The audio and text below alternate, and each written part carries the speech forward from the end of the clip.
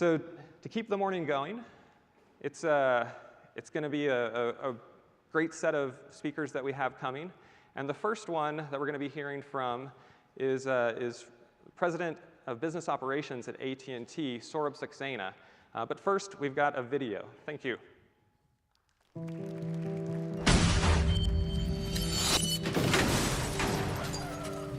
Stay with me, Mr. Parker. When a critical patient is far from the hospital must come to the patient. Stay with me, Mr. Parker. The AT&T network is helping first responders connect with medical teams in near real time. Stay with me, Mr. Parker. Saving time when it matters most. Stay with me, Mrs. Parker. That's the power of AND. Thank you, Jonathan, and good morning, Sydney. You're probably wondering, what does this video have to do with OpenStack? Well, AT&T is building the first US broadband network dedicated to emergency responders called FirstNet. OpenStack is at the core of the AT&T Integrated Cloud, AIC, one of the foundational layers of FirstNet. FirstNet has to be always available and hyper-secure. That means available even while doing OpenStack upgrades and new feature introductions. Additionally, FirstNet requires a multi-cloud, geodiverse implementation by definition. AT&T has many mission-critical services like FirstNet that are built upon OpenStack cloud infrastructure. To ensure these mission-critical services continue to exceed customer expectations, AT&T envisions that, as a community, we must rapidly evolve to deliver a next-gen OpenStack that provides enterprise-grade maturity. Hence, I couldn't agree with Jonathan's messages more. Integrating across core projects within OpenStack from the onset for feature delivery and end-to-end testing further lowers the barriers of adoption. Doing so provides efficiencies, time savings, and much greater agility so enterprises can shift focus to delivering solutions and services on top of a strong and flexible cloud foundation. To demonstrate the need for another key theme in Jonathan's keynote, let me touch upon edge computing. Edge computing is going to be a critical enabler of next-generation applications like augmented reality, virtual reality, real-time robotic controls, and 5G applications. Decisions will need to be made much closer to the users. It also needs to be lightweight, and compute footprint has to be much smaller. More than OpenStack is required to support the end-to-end full stack. To do so, collaboration across multiple open-source communities is a must. With that introduction, let me share the script for the rest of my talk. I will share some AT&T services enabled by OpenStack, give you an update on our AIC progress, walk you through a strategy that we are pioneering within the community to deliver a next-gen OpenStack. Then I will be joined on stage by Ryan Van Wyk, our Assistant Vice President for Cloud Delivery, and Ellen Meadows, our lead cloud architect, to demonstrate an example that supports this strategy. And finally, I will have a call to action for all of you to join in the strategic evolution, because we firmly believe it will advance OpenStack. So let's get started. AIC supports all businesses and consumers' communication needs with OpenStack at its core. These services demand a cloud platform with enterprise-grade maturity. This context is important, given that a significant base of the large-scale OpenStack production deployments are implemented by communication service providers. For example, enterprise customers' dedicated internet services are delivered on demand via our virtualized customer edge routers. DirecTV Now is our over-the-top offering with nearly 500,000 subscribers. And Cricket Wireless, an AT&T subsidiary, provides about 2 million customers with wireless talk, text, and data capabilities. And there are many more. Given that OpenStack is at the foundation of these critical services, I would like to share our progress since the keynote I presented at the Austin Summit in 2016. In that keynote, I described our challenge to address the 114 petabytes of data traversing AT&T's network on an average day. Today, that number stands at 168 petabytes and is expected to grow 10x by 2020. As shared previously, the only way to meet this exponential demand is to virtualize 75% of our network by 2020. Today, we are well on our way towards that goal, thanks in large part to OpenStack and the community here. It is clear that realizing this software-defined network is no small task. Currently, there are over 100,000 cores of compute capacity deployed across 80+ production OpenStack regions located in 10 different countries. As we have demonstrated, scaling AIC requires collaboration with the OpenStack community, and the collaboration continues to grow much stronger with each release. Our innovation-driven phase one successes have been significant. Now on to the next gen of OpenStack, delivering operational maturity with ease. Today, large corporations are rapidly adopting OpenStack, so it is imperative that we work with a sense of urgency to deliver enterprise-grade maturity. To do so, we believe the next-gen OpenStack needs to satisfy a few critical demands. First, let's start with something that's been making headlines: massive security breaches. Just like you take your personal security seriously, enterprises always put the security of their customers' data first. OpenStack must embrace security by design. An example where we can improve as a community is making security scanning and vulnerability closure one of our highest priorities, and to do so for all projects. To help drive security by design, we are working within the community to enable role-based access control automated validation. Automation of these highly critical scenarios will allow enterprises to implement the best practice of least privilege access with confidence straight from the community code base versus compensating via internal development and controls. Second, enterprise scale demands that day-to-day operations be fully automated. The next-gen OpenStack changes the actor who's managing and operating the cloud. The next-gen cloud is operated and managed by software.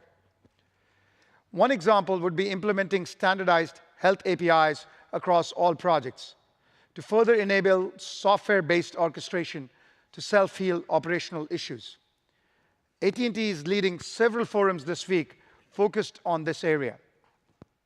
Finally, multi-region, large-scale enterprise production demands on OpenStack that supports hitless and seamless upgrades. AT&T is collaborating actively in this area to drive absolute predictability into platform delivery via containerization and orchestration. Without this maturity, the community at times is leaving up to the end user to address the challenge, ultimately inhibiting OpenStack's true potential. OpenStack is at an inflection point, and maturing it to solve these types of challenges goes beyond just technology. Our community must evolve our culture and processes. The first step in this evolution is to clearly define and communicate the core projects of OpenStack like Jonathan just did. This allows the technical committee to truly focus on driving enterprise-grade maturity at the core. For example, how do we determine if an OpenStack project is enterprise-ready? Enhancing project maturity metrics to ensure enterprise features, best practices, and operational needs are cared for will answer this question. Our community can embrace key learnings from mature and successful open source projects and integrate with them, again, just like Jonathan touched upon, to improve our approach to delivery. Another area, enhancing and formalizing backlog process to allocate release capacity consistently for operational needs. To give you a real-world example on this strategy in action that we've been working in collaboration with the community, I would like to invite Ryan van Wyk and Alan Meadows on the stage.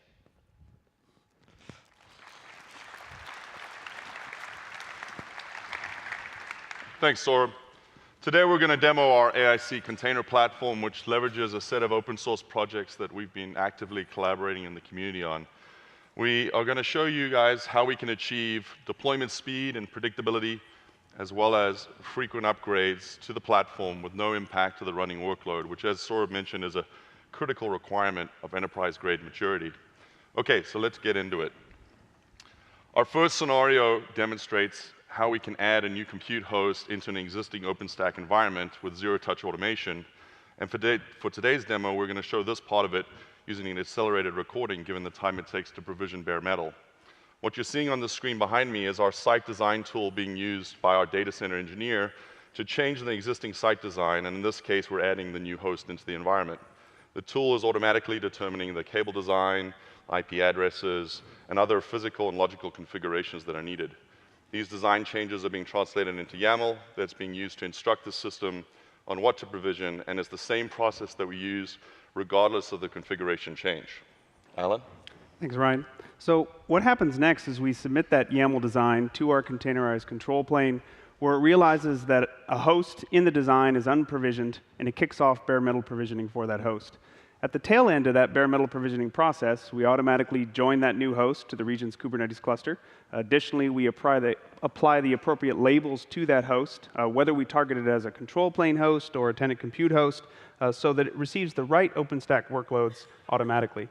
And finally, the really great thing about this approach is that there are no other automation technologies involved besides bare metal provisioning, containers, Kubernetes, and Helm.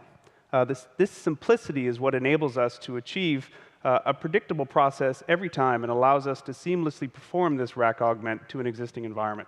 So to sum it up, we've taken a brand new host with a single click. We've enabled that host to receive OpenStack VM workloads without disrupting our existing environment. Okay, so now that we've demonstrated that we can change the physical environment predictably and with speed, let's move on to the live demo. Let me pull up our DirecTV Now video running in the same environment that we just completed the rack augment in. Alan, can you kick off the upgrade? Yeah. As Saurabh mentioned, DirecTV Now is a critical service that we have running on our OpenStack cloud today. And we're using it here to stream while we're doing the upgrade to show you that there's no impact to the running workload as we execute a zero-touch upgrade from Newton to Okada. Alan? So first, a little contextual setup. You'll notice by examining the container list up on the screen that every OpenStack service in this region is containerized, including the infrastructure itself. We're essentially running a single command to kick off our upgrade using an AT&T open source tool called Armada. It'll orchestrate multiple OpenStack Helm charts. It's processing a declarative YAML file that defines our entire OpenStack Helm Okada installation. It's walking through the existing Helm releases and determining which of those need to be upgraded. And once that process is complete, we really hand over the heavy lifting to Kubernetes to perform the rolling updates on the appropriate OpenStack services. So one of the objectives of our platform is speed. And this is a major upgrade that we're doing, and we've done it a couple times, as you can imagine, and it takes about 4 minutes. But how is that possible? Well, because everything in this environment is containerized and we're performing the upgrade across all the OpenStack services in parallel, we can achieve this type of speed predictably. So speed is great, but how are we able to achieve the upgrade without impacting the workload? Well, the full explanation is probably a bit complex to get into, but we can sum it up simply with 2 essential ingredients. The first is that we're leveraging the built-in functionality in Kubernetes to perform rolling updates. But second, the process is taking advantage of our collaboration in the community to define and bake the required installation and update logic into OpenStack Helm charts for each OpenStack service. So predictable deployments and upgrades are critical to realizing enterprise-grade maturity in OpenStack clouds. And Saurabh talked a little bit about that. So how is this Helm-based container platform helping us to solve for this? Well, so you can see many containers up on the screen in init status, and they're not yet running. Each of our Helm charts maintains its own awareness of the OpenStack and infrastructure services that they depend on.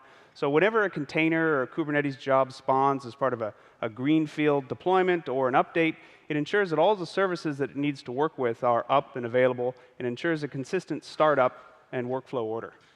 An example of this would be the Keystone endpoint registration jobs that our OpenStack Helm charts perform, ensuring that the Keystone service itself is actually up and responding before we attempt to register or update endpoints. So Alan, we're demonstrating an upgrade here today, which is one scenario, but if we were to change the demo, for example, and just need to do some configuration changes to one or more OpenStack services, how would that affect it?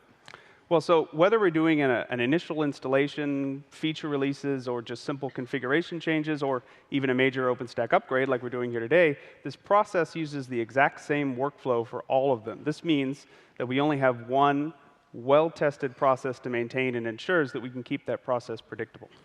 So speed is not only about deployments, right? Us as a development team building out a large cloud need the ability to rapidly evolve our platform based on changing business demands. Can you talk a little bit about how moving to this containerized platform allows us to achieve this type of flexibility? Yeah, sure. So the move to containers not only allows us to easily scale replica counts for horizontal scaling and resiliency purposes, it also allows us to be very targeted about the specific services that we ramp up in a region. But not only that, this platform allows us to approach entirely new ways of scaling, such as easily creating dedicated containerized infrastructure for every OpenStack service with only minor changes to our declarative YAML. So another goal that we set for the team was to look at driving footprint reduction. It was mentioned here today, edge computing, right? And so how is moving to this platform helping us solve for that problem? Well, by moving to containers, we've reduced the physical footprint required by our OpenStack control plane by an order of magnitude. Prior to the AIC containerized control plane, we were carving out large portions of resources for stacked VM-based OpenStack controllers, where now we have individual containers for each microservice, and they're consuming far fewer resources. So it looks like our upgrade is at the tail end of its process, so I am going to quickly refresh the OpenStack dashboard, and we should see the Okada logo. Okay, so to sum up, we just completed a major upgrade of OpenStack. We did it extremely fast, totally predictable, otherwise we wouldn't be doing it live in front of you guys today, and no impact to the running workload. Back to you, Saurabh.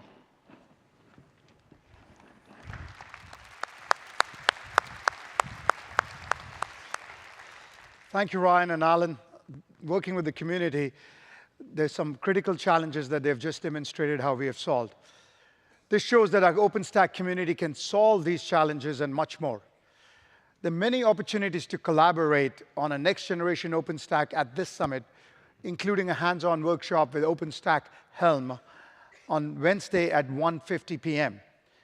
As I mentioned in my opening, mission-critical services like FirstNet are running on OpenStack. Millions are depending on OpenStack delivering always-on, hyper-secure, high-performing, geographically dispersed cloud that is also easy to manage and operationalize. Thus, it is imperative that the community's endeavor to deliver enterprise-grade maturity continues at a rapid pace. OpenStack is the foundation upon which our software-defined network stands because we believe this community continues to evolve and will meet any challenge. Software-defined networking is a critical OpenStack use case. In closing, being in Sydney, I think our community can learn from the wisdom of Joan Utzon, the incredibly brilliant architect of a highly complex structure, the Sydney Opera House. To Joan, details mattered. Flexibility and adaptability were critical. Hence, he built a modular and extensible architecture, developing into the framework ease of maintainability right from the start. That's why, while it was a painstaking effort to build the Sydney Opera House, it has stood the test of time and is a World Heritage Site. I think we can replicate that with OpenStack. Thank you for your time, and enjoy the summit.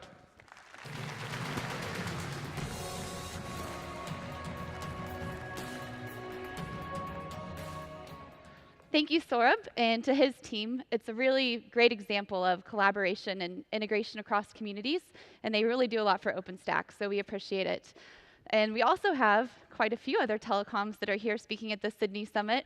You can check out the telecom track on the agenda, but there's a couple of highlighted sessions on the screen as well.